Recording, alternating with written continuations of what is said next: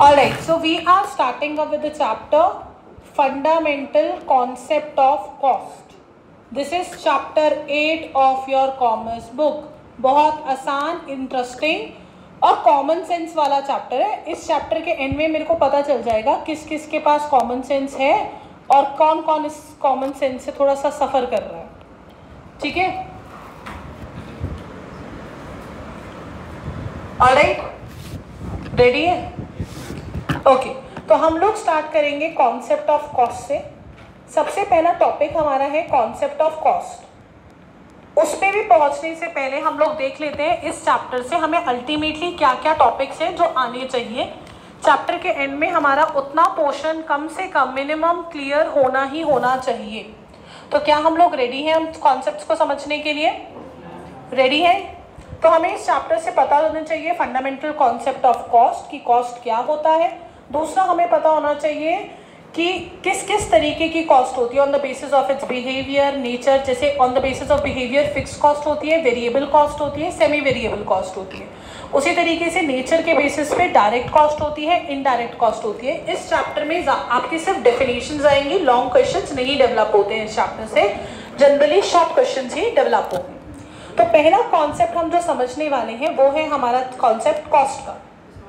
तो जब मैं जनरली पूछती हूँ कॉस्ट क्या होता है, तो पहली चीज़ें आपके दिमाग में आती है, दो चीज़ें आती हैं. कॉस्ट मतलब मैम जितनी अमाउंट में हमने किसी चीज़ को खरीदा वो हो गई कॉस्ट. यानी या फिर दूसरा दिमाग में जो चीज़ आती है वो होती है कि मैम खर्चा है ना, एक्सपेंडिचर. जो हम खर्चा कर रहे हैं किसी भी चीज़ पे उसको हम क्या बोल रहे हैं? कॉस्ट. और तो अगर हम ध्यान से समझे तो कॉस्ट है क्या? कॉस्ट का मतलब भी यही तो है. कॉस्ट का मतलब है अमाउंट ऑफ एक्सपेंडिचर. एक्सपेंडिचर का मतलब क्या होता है? खर्चा. ठीक है, अमाउंट ऑफ एक्सपेंडिचर, चाहे वो एक्चुअल एक्सपेंडिचर हो या नोशनल. नोशनल का मतलब क्या होता है कि आप एक्सपेक्ट करके चल रहे हो इतना खर्चा होगा मेरे को. ठीक है, तो amount of expenditure incurred. Incurred का मतलब होता है जो हो रहा है. इंकर्ड का मतलब क्या होता है? जो हो रहा है ऑन अ गिवन थिंग. तो मान लेते हैं कि मैंने एक बिल्डिंग बनानी थी. ठीक है, उस बिल्डिंग को बनाने में मेरा खर्चा हुआ से 70 लाख रुपए. तो वो 70 लाख रुपए क्या हुआ मेरा? कॉस्ट. या फिर हमारे श्रेयस की जो है बन टिक्की की दुकान है, उसका एक बन बनाने में खर्चा आ रहा है कितना? से 25 रुपीज़. ओके, एक बन टिक्की बनाने का खर्चा ही उसका 25 रुपीज़ आ रहा है, तो उसका कॉस्ट कितना है? 25. क्या हो गया उसका? दैट इज खर्चा, एक्सपेंडिचर. अब एक्सपेंडिचर में उसका रॉ मटेरियल भी आएगा, इलेक्ट्रिसिटी भी आएगा, फिक्स्ड एंड वेरिएबल हर तरीके के एक्सपेंसेस आएंगे. तो उसको हम मिला के जो खर्चा हो रहा है उसको हम क्या बोलेंगे?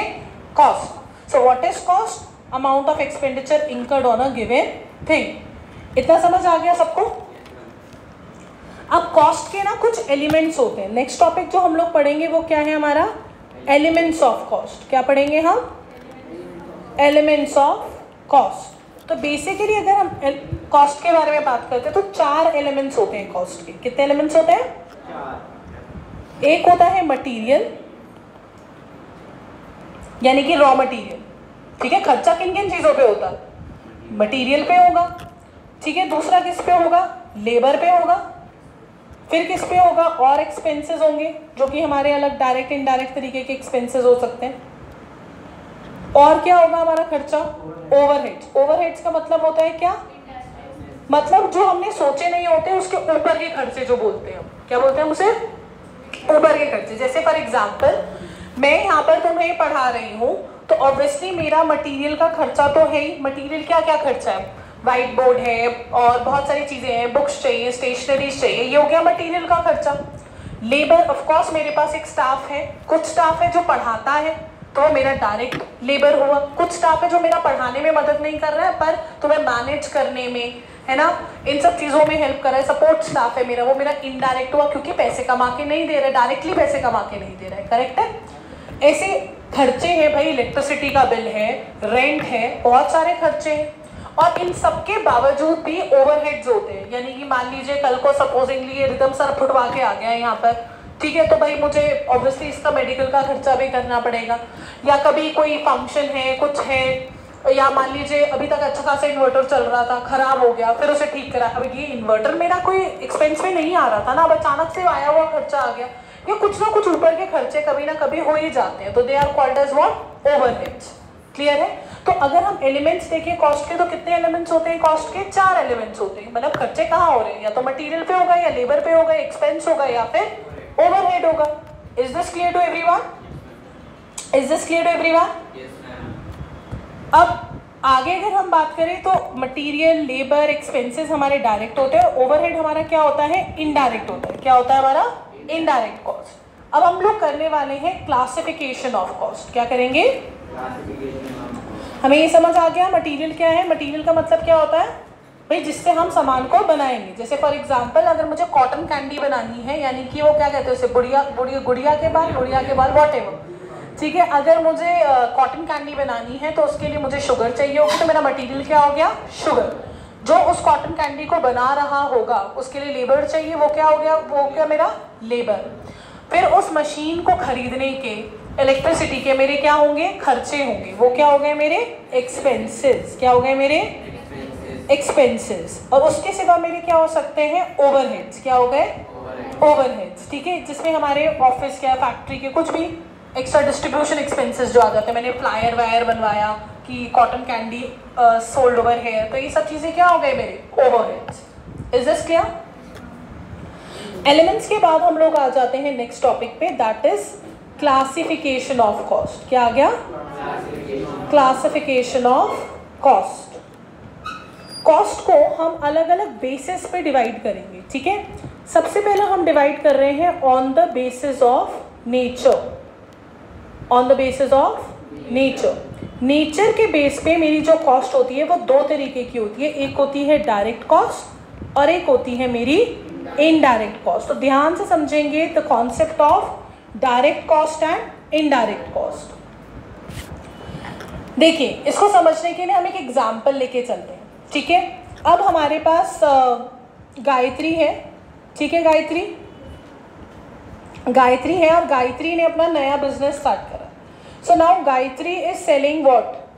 हम देहरादून वाले हैं, हमें मोमोज बहुत अच्छी लगती है। ठीक है, तो Gayatri has started a new business.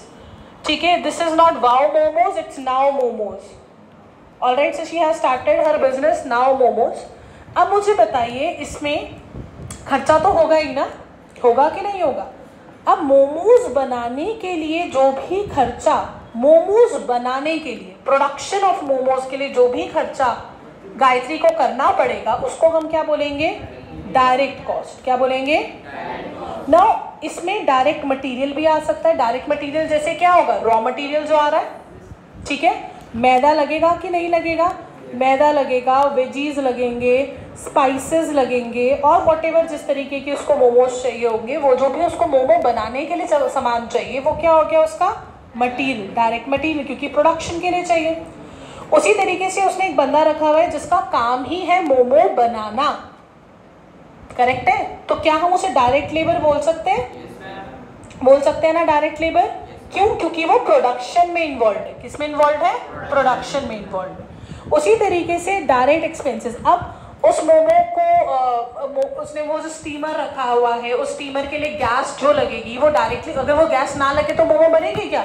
नहीं लगेगी। तो उस गैस को लगाने में खर्चा आ रहा है ना, और उससे मोमो प्रोड्यूस हो रही है कि नहीं हो रही है, तो उसको हम क्या डायरेक्ट एक्सपेंस बोल सकते हैं? बिल्कुल बोल सकते हैं। तो वो क्या हुआ हमारा? Direct expense. क्यों? क्योंकि वो प्रोडक्शन से रिलेटेड है। वो सारी मशीनें, वो सारे इक्विपमेंट्स जो आप डायरेक्टली प्रोडक्शन के लिए यूज कर रहे हो, मेन पर्पस क्या है? मोमो प्रोड्यूस होनी चाहिए। करेक्ट है कि नहीं है? तो वो क्या हो जाएगा? Direct expense. क्या हो जाएगा? यहां तक समझ आया कि नहीं आया? इज दिस क्लियर इन है? ऑन दी अदर हैंड, अब देखो मोमो बना तो लिया, प्रोडक्शन तो हो गई, पर प्रोडक्शन करके क्या गायत्री सारी मोमोज खुद ही खा जाएगी? मतलब खा भी सकती है, पर फिर उसकी कंपनी नाउ मोमोज इतनी बड़ी ब्रांड कैसे बनेगी? बन सकती है क्या? नहीं बन सकती है। ब्रांड बनाने के लिए उसको क्या करना पड़ेगा? अपने प्रोडक्ट्स को सेल करना पड़ेगा। अब सेलिंग ऐसे ही थोड़ी ना हो जाएगी कि हाँ भाई जैसे ही मोमोज बनी, उसकी जो खुशबू है वो लोगों के घरों तक पहुंची, और लोग जो है वो उड़ते उड़ते, जैसे टॉम एंड जेरी में आते थे, जैसे जेरी आता था चीज़ के पास, हम सब मोमोज के पास आ गए। ऐसा तो कुछ होने वाला है नहीं ना, क्लियरली। ऑब्वियसली उसे बेचना तो पड़ेगा ही ना प्रोडक्ट को, और जब आप किसी प्रोडक्ट को बेचते हो तो बेचने की एक कॉस्ट होती है, आपका कस्टमर एक कॉस्ट पे आता है, ऐसे थोड़ी ना आ जाएगा। क्या होती है वो कॉस्ट? मान लेते हैं गायत्री ने फ्लायर्स बनवाए बड़े बड़े, है ना, पोस्टर्स चिपकाए, इन अपनी आजकल तो इन्फ्लुएंसर मार्केटिंग हो रखी है, उसने 2-4 इन्फ्लुएंसर्स को अप्रोच करा, ठीक है, या यूट्यूब पे उसने अपनी एडवर्टिजमेंट्स चलाए या इंस्टाग्राम पे एडवर्टिजमेंट्स चलाए, बैनर्स लगाए अलग अलग जगह पे, व्हाटएवर, ये सब क्या है? उसका खर्चा हो रहा है कि नहीं हो रहा है? उसका सेलिंग में खर्चा हो रहा है कि नहीं हो रहा है? उस सबको हम क्या बोलेंगे? Indirect cost. क्या बोलेंगे? इसमें हमारा बहुत सारा, इसमें इनडायरेक्ट मटेरियल आ जाएगा। इनडायरेक्ट मटेरियल कैसे? अब भाई मोमो है, श्रेयस गया गायत्री के शॉप पे मोमो खरीदने के लिए, ये अपने हाथ प्रसाद की तरह थोड़ी ना आगे करेगा कि हाँ दे दो मोमोज। प्लेट्स होंगी, क्या प्लेट मोमो प्रोड्यूस करने के लिए चाहिए हमें? किस लिए चाहिए? मोमोज को बेचने के लिए चाहिए। किसके लिए चाहिए? क्या ये सेलिंग में लग रही है हमारी? तो ये क्या हो गई हमारी? Indirect material. क्या हो गई ये हमारी? Indirect material. तो इसमें जो खर्चा आएगा that is my indirect cost. Packaging करने के लिए मुझे सामान चाहिए, that is my direct cost और indirect cost? Indirect material cost. Is this clear इन है? आ गई बात समझ में? कितने बच्चों को समझ आई? क्लियर? आगे बढ़ते हैं तो हम बात करते हैं इनडायरेक्ट लेबर। अब जैसे सुशांक, तुम्हारा बेकरी का बिजनेस है ना, तुम्हारा मान लीजिए तुमने केक बनाया, केक बनाने में जो भी तुम्हारा मटेरियल लगा वो क्या होगा? तुम्हारा डायरेक्ट कॉस्ट। करेक्ट? और जब तुम केक बेचोगे, ऐसे हाथ में दे देते हो लोगों के, एक बॉक्स में दोगे, एक पॉलिथीन भी दोगे उसके साथ, मतलब एक जूट बैग भी दोगे उसके साथ, जिसमें तुम अपनी एडवर्टाइजमेंट भी कर रहे होंगे, राइट? वो क्या तुम्हारा डायरेक्ट कॉस्ट है कि इनडायरेक्ट कॉस्ट है? डायरेक्ट है। अगर तुम्हारा डब्बा नहीं बनेगा, डब्बा नहीं होगा तो तुम्हारा केक नहीं बन सकता। केक बन सकता है ना, प्रोडक्शन हो रहा है ना, तो प्रोडक्शन से रिलेटेड कॉस्ट को क्या बोलते हैं? Direct cost. बिकने के लिए जो तुम्हें सामान चाहिए, बेचने के लिए तुम्हें जो सामान चाहिए, उसको क्या बोलेंगे हम? Indirect cost. तो तुम्हारा केक का डब्बा क्या हुआ? तुम्हारी indirect cost. Is this clear? Is this clear to everyone? सबको समझ आया कि नहीं आया? आया कि नहीं आया सबको समझ में? अब हम बात करते हैं, इसी तरीके से होता है हमारा इनडायरेक्ट लेबर। अब देखो आगे, अब सुशांक का एग्जांपल लेते हैं। सुशांक ने अपनी बेकरी में एक बेकर रखा हुआ है, या हम गायत्री वाला एग्जांपल भी ले सकते हैं, जिसमें हमने बोला है कि भाई गायत्री की मोमोज की शॉप है, उसका मेन काम है मोमोज बनाना, प्रोडक्शन करना है मोमोज के, और एक उसने बंदा रखा है जो मोमोज को बना रहा है। अब उसने एक बंदा रखा है जो काउंटर पे बैठा है और उसका काम है, क्योंकि भीड़ बहुत लग गई, बहुत अमेजिंग मोमोज बन रहा है भाई, ठीक है, वायरल हो चुके, भीड़ लगी हुई है, एक बंदा बैठा है जो काउंटर पे है, जिसका काम है बिल काटना, ठीक है। एक बंदा रखा है उसका काम है अकाउंट्स को मेंटेन करना, एक बंदा रखा है जिसका काम है क्रिएटिव्स बनाना, उसकी रील्स बनाना, ये सब करना। तो ये 3 लोग जो उसने रखे हुए हैं, क्या ये प्रोडक्शन के लिए रखे हुए हैं? नहीं रखे हैं ना, ये सेल्स के लिए या अदर एक्टिविटीज के लिए रखे हुए हैं। यस और नो? तो ये क्या हो गया हमारा? Indirect labour. क्या हो गया ये? अब देख लिए यहाँ पे कोचिंग है, ठीक है, तो अब मुझे बताना यहाँ पे डायरेक्ट लेबर कौन है और इनडायरेक्ट लेबर कौन है। जितने भी मेरे टीचर्स है वो डायरेक्ट लेबर है कि इनडायरेक्ट लेबर है? डायरेक्ट लेबर है। लेकिन हमारे पास सपोर्ट स्टाफ भी है हमारा, ठीक है, सपोर्ट स्टाफ है, रिसेप्शन है ना, टेक्निकल टीम है, ये सब क्या हो गए हमारे? टेक्निकल टीम जो कुछ नहीं करती है, ऐसी हमारे पास टीम है, ठीक है। तो खैर एनी विच वे, ये सब क्या हो गए हमारे? Indirect labours. क्या हो गए ये हमारे? Indirect labour. Is this clear है? फिर आता है हमारा इनडायरेक्ट एक्सपेंसेस। इनडायरेक्ट एक्सपेंसेस क्या हो गए? जैसे कि मान लेते हैं एक फैक्ट्री है जहाँ पे गायत्री की मोमोज बनती है, बहुत बड़ी यूनिट हो चुकी है ना, फैक्ट्री का जो भी खर्चा आएगा वो तो डायरेक्ट एक्सपेंस है, क्योंकि that is related to production. अब अलग अलग जगह ऑफिस भी बना रखा है ना, प्रमोशंस के लिए एंड ऑल दैट स्टफ। तो ऑफिस का जितना भी खर्चा आएगा, एक्सपेंस आएगा, लाइटिंग हो गया, रेंट हो गया, ठीक है, इंश्योरेंस हो गया, आपकी जो आपने एसेट्स ले रखे हैं उसका डिप्रिसिएशन भी होगा, यानी कि उसकी कॉस्ट हर साल कम भी होगी, ये सब क्या हो गया हमारा? Indirect expenses. क्या हो गए ये हमारे?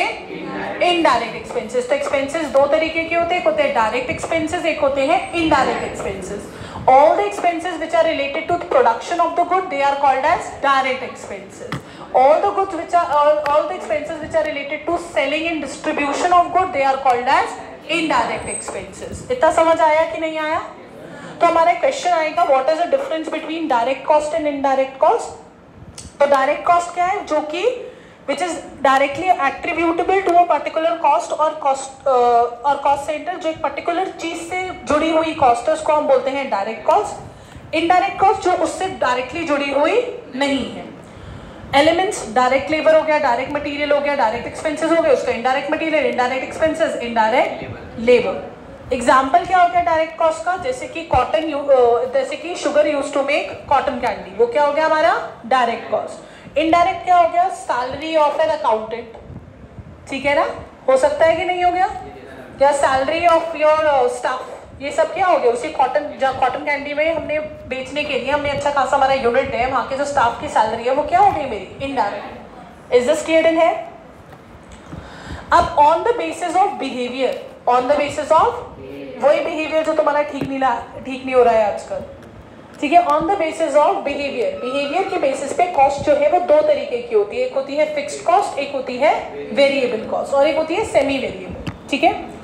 बट हम दो क्लासिफिकेशंस पहले कर रहे हैं। On the basis of behaviour दो तरीके की कॉस्ट होती है, एक होती है हमारी कौन सी कॉस्ट? फिक्स्ड कॉस्ट, और एक होती है हमारी कौन सी कॉस्ट? Variable cost. तो फिक्स्ड कॉस्ट कौन सी कॉस्ट होती है? फिक्स्ड कॉस्ट का मतलब होता है, फिक्स्ड का मतलब ही क्या है? जो चेंज ना हो, जो कि क्या रहती है? कांस्टेंट रहती है। क्या है हमारा कीवर्ड? कांस्टेंट, जो कि कांस्टेंट रहती है over a period of time, ठीक है। जैसे फॉर एग्जांपल यहाँ पे मैं चाहे 100 बच्चे पढ़ाऊँ, 1000 पढ़ाऊँ, 10,000 पढ़ाऊँ, नहीं 10,000 तो खैर नहीं आ पाएंगे, 1000 तक की कैपेसिटी है मतलब इस पूरे इंस्टीट्यूट की। तो मान लो मैं यहाँ पे 1000, मैं यहाँ पे एक बच्चा पढ़ाऊँ, 10 बच्चे पढ़ाऊँ, 100 पढ़ाऊँ, 1000 पढ़ाऊँ, तब तक के लिए मेरा रेंट कोई बढ़ेगा कि नहीं बढ़ेगा? भाई मैं एक बच्चा पढ़ाऊंगी तब भी मुझे जो रेंट देना है उतना ही देना पड़ेगा, 100 बच्चे पढ़ाऊंगी तब भी मुझे उतना ही रेंट देना पड़ेगा, 1000 बच्चे पढ़ाऊंगी तब भी मुझे उतना ही रेंट देना पड़ेगा। तो वो कॉस्ट जो हमारी कांस्टेंट रहती है irrespective of the change in the level of output, उसको हम क्या बोलते हैं? क्या फिक्स्ड कॉस्ट हमेशा फिक्स रहती है? शॉर्ट रन में। किसमें? शॉर्ट रन मतलब स्मॉल। ऑब्वियसली जब तक मेरे 1000 बच्चे नहीं हुए यहाँ तक, तब तक तो मेरे लिए फिक्स्ड है। अब जब 1000 से ज्यादा हो जाएंगे तो ऑब्वियसली मुझे चेंज करना पड़ेगा, बड़ी जगह लेनी पड़ेगी, तो मेरी कॉस्ट चेंज हो सकती है ना। बट जनरली अगर मैं 12 महीने के हिसाब से चेक करूँ तो ये मेरी पूरे 12 महीने में सेम रहने वाली है कॉस्ट की नहीं रहने वाली है? चेंज तो नहीं होगी ना? नहीं होगी। इज दिस क्लियर इन है?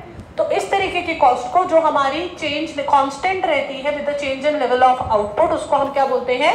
Fixed cost. क्या बोलते हैं? फिक्स्ड कॉस्ट हमेशा टाइम बेस्ड होती है। कैसी होती है? टाइम बेस्ड, ठीक है।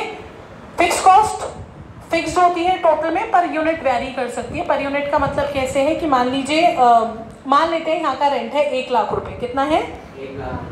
1 लाख रुपए। तो अगर मैं एक बच्चा पढ़ा रही हूँ तो मुझे कितना खर्चा आएगा एक बच्चे के ऊपर? 1 लाख रुपए। अब मैं 10 बच्चे पढ़ा रही हूँ तो कितना होगा? 1 लाख डिवाइडेड बाय 10 कितना हुआ? एक बच्चे पे कितना खर्चा आया? 1 लाख तो मेरा टोटल रेंट है, 10 बच्चों पे खर्चा मेरा 10 लाख आ जाएगा, 10,000 रुपए। 1 लाख 10 बच्चों में डिस्ट्रीब्यूट हो जाएगा ना। 100 बच्चे हैं तो पर बच्चा मेरे पे कितना खर्चा आ रहा है? 1000 रुपए खर्चा आ रहा है। 1000 बच्चे हैं तो मेरे पास पर बच्चा कितना खर्चा आ रहा है? 100 रुपए। Is this clear? तो जैसे जैसे मेरा आउटपुट बढ़ेगा मेरी पर यूनिट पे तो फिक्स कॉस्ट कम हो जाएगी, पर पर्सन पे तो फिक्स कॉस्ट कम हो जाएगी, लेकिन ओवरऑल तो वो उतनी ही रहने वाली है ना। यस और नो? समझ आ गए? वही जैसे तुम लोग पार्टी का प्लान कर रहे हो और तुम्हारे मान लीजिए तुमने सोचा है कि भाई मेरे को पार्टी प्लान करनी है और मुझे इसमें लगेंगे 1000 रुपए, तो अगर एक ही बच्चा लगाएगा तो उसके पूरे 1000 लग जाएंगे। पर हमने कहा कि नहीं भाई हम 100 बच्चों से कनेक्ट करेंगे, तो हर बच्चे को कितना बढ़ गया? 10-10 रुपए बढ़ गया, तो खर्चा तो 1000 ही आया ना तब भी एंड में। आ गई बात समझ में? 100 में तो इज दिस क्लियर है? आ गया समझ में कि नहीं आया? फिक्स कॉस्ट जो है are not controllable in short run, उसको हम कंट्रोल नहीं कर सकते शॉर्ट रन में, जितनी है उतनी है। मैं उसे बढ़ाए मतलब मैं ये नहीं कर सकती कि यार बच्चे कमा रहे हैं तो मैं आज मकान मालिक को कम किराया दूंगी, ऐसे पॉसिबल ही नहीं है, उतना ही देना पड़ेगा। क्या क्या हो सकती है हमारी examples of fix cost? Salary हो गया, रेंट हो गया, इंश्योरेंस हो गया, ये सब क्या है हमारी fix cost. Is this clear? अब हम बात करते हैं वेरिएबल कॉस्ट की। नाम ही है उसका वेरिएबल। वेरिएबल का मतलब क्या होता है? जो चेंज होता रहता है। जो क्या होता रहता है? तो वो कॉस्ट जिसकी हम प्रपोर्शन चेंज होती रहती है। यहाँ पे कीवर्ड क्या हो जाएगा?